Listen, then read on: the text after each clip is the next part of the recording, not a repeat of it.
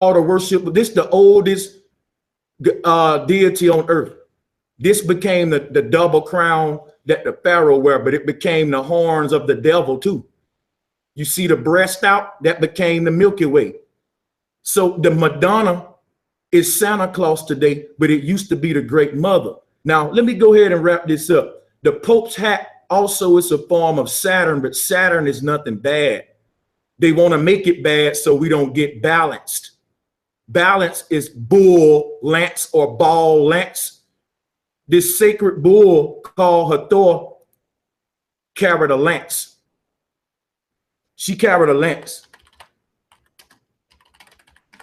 So the bull's lance, if you see, she's the bull and she carry a lance. That symbolizes balance. That bull lance became ball lance or balance or the yin yang. It's a ball with a lance splitting it 50-50. And this hat that the Pope wear is not nothing evil. He's got hidden knowledge. So just to make all of this short, what I wanted to also point out, Santos, was that salvation doesn't come from any religious text. It comes through your personal relationship with nature. And if anything get in between that, you're being misled, because religion is a system of beliefs. And I'm talking about as we know it today. Now, I know you may have a different opinion on it, and you can say, well, it's really mean this and that. But the average Christian don't know that. The average Christian is being indoctrinated with it. That's no different than me. I can take out a science book now, and I can break down to you everything NASA is teaching us, and they're not lying. They're just deceiving us. Martin Kenney did that.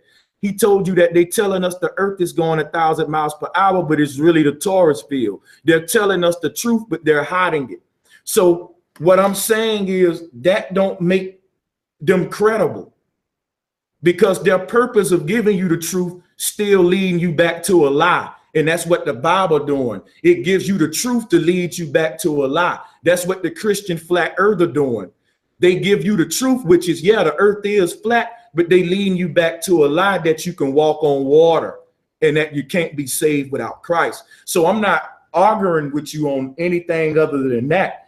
If you go and research the Pharaoh Ptolemy Soter, you will see that he became the study of salvation, because salvation don't comes from Christ. It comes from you. You are the Christ.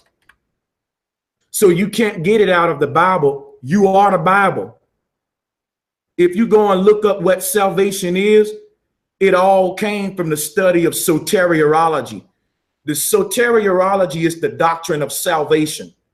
All right. It's the doctrine of the Savior who saves you. And people go to school for this. But the name soteriology comes from the first world savior, who was called Ptolemy Soter. It wasn't Jesus. It was this guy. There was a Greek pharaoh and a black pharaoh. You had Ptolemy, you had Norma. So when you talk about the study of salvation, this was the first Christ. They worshiped him as the Soter. And the term Soter later became Christos. And today we still worship him as Christ. They tell you that Christ wore a crown of thorns, or he wore a wreath around his forehead. Well, you can see the crown of thorns right here on Ptolemy. So like I said, the Bible may not be historical and Jesus may be mythological, but there is some truth to it. And when you worshiping Jesus every Sunday, you literally worshiping a real man who ruled over your ancestors. You literally worshiping an evil man who killed people if they didn't worship him. Today, they don't have to do it to you today because you indoctrinated. They was killing people if they didn't accept the globe. They don't got to kill you today because they just indoctrinate you with the globe when you're little. So these mythological gods were real men. And if we don't remember that, we're making a dangerous mistake, because these are real men today. Ptolemy bloodline carried on to rule the world we in today. And that's the royal families that's ruling over us today. And they're able to do it because of the Bible. The Bible makes it okay for us to be ruled over because Genesis kicks us out of the garden. Now, the golden calf is golden because it represents the golden age. That's the age of the goddess. That's the age when we were in the garden. The word gold is AU on a periodic table, dealing with the autumn time of the woman, dealing with the aura of the human, dealing with the golden age, like I said. So our true way of living predates the biblical Genesis and predates history itself. And in order for you to understand the truth of our origins, you can't get it through any book. You got to examine the ripple effect, in which I'll get into later after I close these up. But you brought up Hermes, and this is Hermes right here, wearing a Pope's hat. All of these are the same deity, Santos. That's because, no offense, you're very Greek-centered, Santos. And Greek is a Johnny-come-late society. You got to go back to the source. So if you look at his head, he's wearing the halo that Jesus wear, or the crown of thorns. But the crown of thorns before Hermes here was actually a crown of horns. The word thorn is the word horn. Take the T off and it becomes horn. And who wore the crown of horns? Here she go right here, the great mother. She wore the crown of horns. Then they replaced her with these feminine looking gay gods who trying to impersonate feminine energy. That's what got the world so homosexualized today. The roles are fucked up today because we got this Greek philosophy, this pretty boy philosophy, you know, with all the penises hanging out. But prior to that gay crap, you had the womb open. This is what I want to see. Not a bunch of men penises hanging out. We all come from the womb. So the man penis is hanging out like what you just saw with Hermes with his penis out. That's the gay world that the Pope trying to keep us in with the Santa Claus and the gay tradition. So let me show you what I'm talking about with the penises hanging out. Who else had their penis hanging out? Well, let me show you. Let me show you. Y'all got to pick up on the parallels, man. Check this out. Here go Pharaoh Amun. This is Menes. This is the first ruler over you. See, because this government is governmental. We don't need nobody to govern our damn mental. The Bible was the first form of government. Everybody know the religious leaders ruled the earth prior to what we call government today. So we got to realize that it was the religion that casted us into this slave system. All right, now look at this God with his thing hanging all out. The Greeks and the Egyptians were on the same gay crap. So he got his thing hanging all out, just like Hermes, who you mentioned, because we are in a Greco-Egyptian world. And you can see that they all wearing the same headdress of the goddess. Like I said, a crown of thorns is really supposed to be the crown of horns. Instead of you saying you thorny, something thorny, it's really horny. Because the woman makes us horny, and that's when the obelisk is formed, when the man rise erection. That's resurrection. So it's not thorny, it's horny. She makes us horny. But the thorns and the horns are symbolic. The horns of the goddess became the thorns of Jesus, the crown of the Pharaoh. And that's also the double crown of the unification of the Greeks and Egyptians. The Greeks and Egyptians unified in 3100 BC. And ever since then, we've been in a Greco-Egyptian world under gay patriarchs and insane men who are against the woman and the womb. And that's why when you look at Egyptian and Greek art, there's so many parallels of penises all over the place and the same headdress. But let me wrap this up right now, because I think I've been long, but I think I want to say the closing that the Pharaoh, you can see here, let me get a Pharaoh for you. So the Pharaoh ruled under the lineage of the Testes. The Testes became the Testament. All right. So where's that picture? When we go to court, we raise one hand and we testify. This is carved on the walls of Egypt. It was phallus worship going on in Egypt. Phallus, P-H-A, is dealing with the pharaoh. P-H-A, pharaoh, phallus worship. All right, so pharaoh, when the pharaoh ruled, we worship the phallus as the tree of life. But before the pharaoh, we worship the womb as the tree of life. And that's what nature shows us, that man and woman come from the womb. So now that we under the pharaoh today, we're ruled over by the testaments. And the Bible got 2 testaments because the man got 2 testes. The word testes is why the Bible got 2 testaments. And it's the Bible because it's the double bull. The pharaoh assumed the title as the bull after we stopped worshiping the golden calf or the great mother. Excuse me, brother. Yeah. Hi, it's me, Marlena. I have a question for you. I know for sure, because we talked about this before, how there's once upon a time. So when do you think that changed? When did we go from matriarchy to patriarchy? Right. According to that timeline, it was officially the New World Order Treaty was signed in 3100 BC when the Greeks and Egypt unified. But the old world was collapsing for many years prior to that. It was a gradual fall. So if you notice, the timelines of our history start off with Greece and Egypt coming out of dark ages into the rising pharaoh, the rule of the dynasties and the pharaohs. You got to think about that, because the Bible start off from darkness going to light. And that darkness is not the beginning of the earth. It's the dark ages of Egypt and Greece. So when we came from darkness to light in Genesis, it was a reset. They hit the reset button and split the timeline.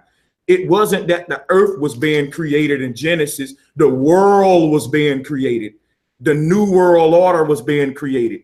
So they came out of dark ages with the rise of the first pharaohs.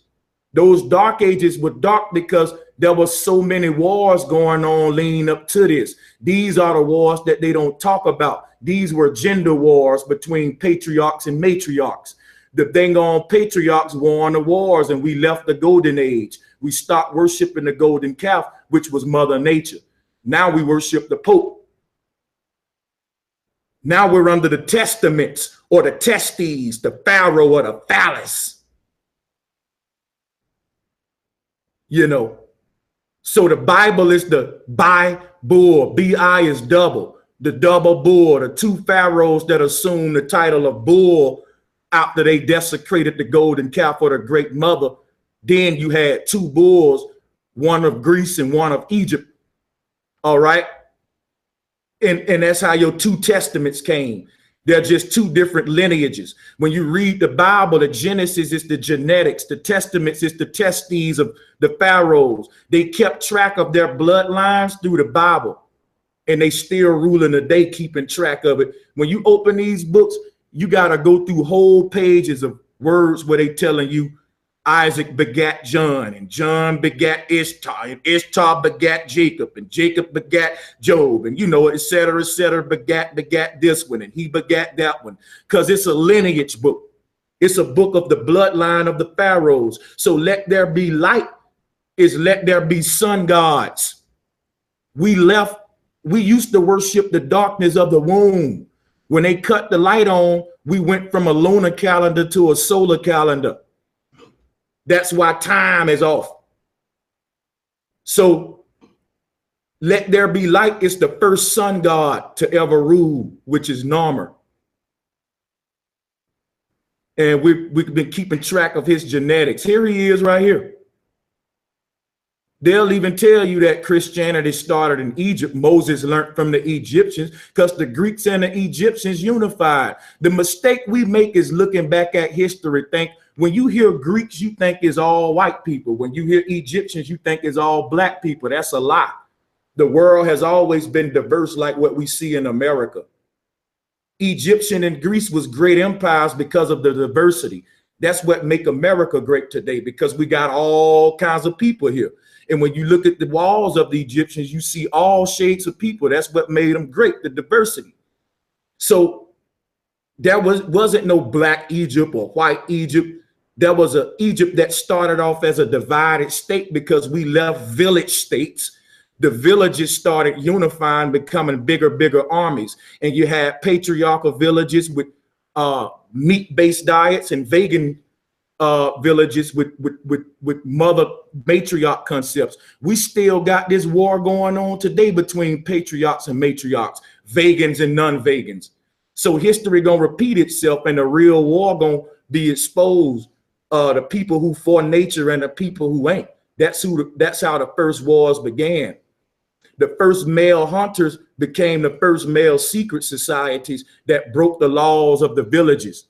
And I can get into that in the future. But I want you to look at this picture of our moon. All Christians say amen at the end of their prayer. In this country, you got a pyramid on your dollar because the main two empires that influence Western world is Greece and Egypt. And I'm trying to get you up out of the deception. If you look at the top of this pharaoh's head, you can see the two testaments of the Bible, which is the lineage of the pharaoh. These are the royal families. They made of all colors. If you look at his throne, you can see the American flag. All right. Egypt was the first America, the first form of capitalism in a vain society about bling bling and diamonds and jewelry and clothes and all of the dumb shit that we don't need.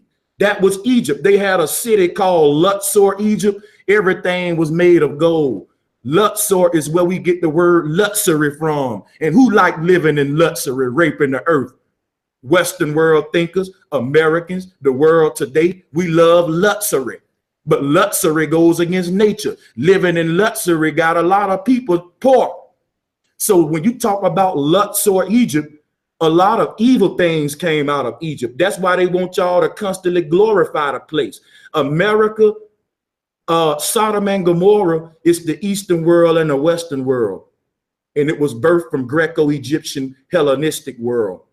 So our American flag, you can see it right here. So America existed way in Egypt. It was a diverse land with a bunch of crazy stuff going on. Ain't nothing new under the sun. They was doing all the evil crap we doing today then. But damn it, let me stop talking because I think I've been too repetitive. Let me go ahead and end it there. Santos, I'm gonna pass the mic back to you. Thank you for being patient. I'm gonna mute myself. Yeah, very good, brother. I appreciate. Thank you for answering my question. Hi, Santos. Hey, yes. Hello, Marlena. I didn't want to butt into talking. Hello, my darling. I know. Hello. Thank you for inviting me. Okay, Santos.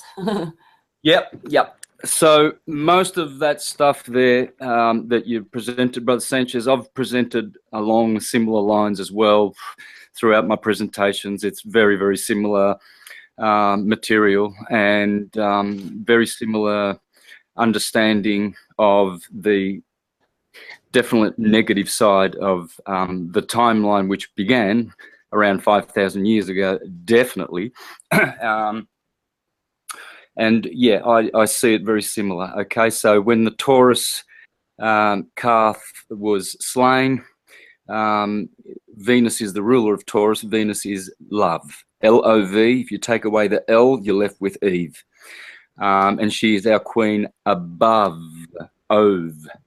So, and of course, it gives you the bovine, the bull. And so what Empire did is they used this mythology that Aaron slayed the bull, and then we know that patriarchy came around that time 3,500 years ago, around the 18th dynasty, when it went empire on steroids with Akhenaten, supposedly Moses in history. But this is what you will find. You will find that Moses has been painted in history around that time, and then other times, Jesus as well. And this is because they're all retelling the same gospels of antiquity, and the gospel that they've been telling it wrong for the last, say, 5,000 years, because we've lost consciousness. And so the Bible, which is full of bull, in a sense, and by meaning two, so it is a papal bull. Okay, it is a bull, and it is used in that way. Testament and testes, that's been also discussed many, many times, showing the patriarchal intent of calling it that way. Of course, we have to know that the Bible was called that way only, about a handful of years ago, if the timeline is correct, and that was done by Constantine in Nicaea of 325, and so they canonized, hence canon meaning law, those 66 books. 6 plus 6 make 12, and the joke is on everyone else, because the Roman elite knows that they stole astrology, the true science, astrologos, the word of God, and made it something ridiculous. And yes, it is true that there is history in the Bible. There's no doubt about that. It's not what I'm saying. It's not a historical, factual book per se. It's a mythological book with historical content, which is pretty good historical content. Thank you, elite people. And thank you, Shakespeare, for using historical people but writing plays. Hence, the Bible is the same as Shakespeare in that sense, really. There's some literal truth there, yes, but those are the training wheels. As the Jews said, all the Jews have ever said, if you take our Torah and our book to be literal, well, then you're an idiot, because it's not. It's a cloak. Everything we write in our scriptures is cloaked, and you have to pull the cloak off and understand the many, many layers hidden behind it. So, but you are right, Brother Sanchez. I'm not knocking what you're saying. I'm knocking, well, nothing really. I'm just saying that syncretism can understand all of this. All that you've presented, syncretism understands it. The Bible is a very powerful timeline, and it's real. And reality, they say, is an illusion, nonetheless a persistent one. So this timeline, yes, it's there. It is around about 6,000 years. The Jews say we're in 577 AM, Anno Mundi. But they teach us to use the Goy calendar of Julio Caesar, which is the public hero calendar, hence not spiritual, because he was a public hero, of course, the popular hero, Julius Caesar, Jesus Christ. So what they've done is they've given us AD, because AN, Anno Mundi, and AD, Anno Domini, is Adam. And what they're telling you is that our current timeline, they've superimposed it, or they've used the Gospels and to describe their timelines. That's why history doesn't make any sense.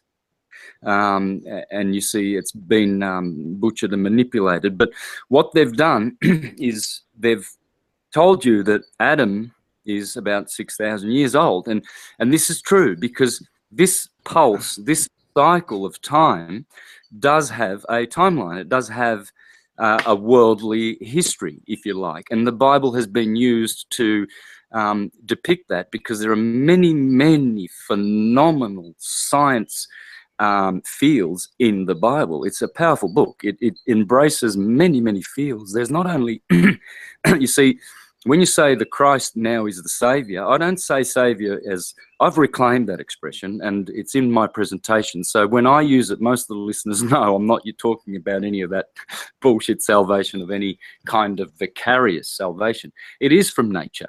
That's why I teach it's from nature. We must go back to nature. Nature is astrology. It's the science of nature, you see. But unless we go back to herbs, unless we go back to tissue salts, unless we go back to solar gazing, grounding, eating raw food, vegan diet, we can't even pretend to be spiritual. We can't be saved. What is salvation? Well, it's the process of raising the chrism. Christ is nowhere but in your brain. It's in the claustrum, which is called the Santa claustrum, Santa Claus.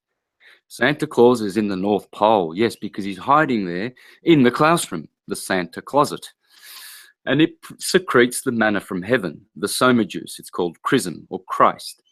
And it is pure. when it leaves the cerebrum or the claustrum, and then it enters the third ventricle and is differentiated by the pineal body gland and the pituitary body into a negative, so-called, and a positive fluid. Therefore, the pure Christ has been divided.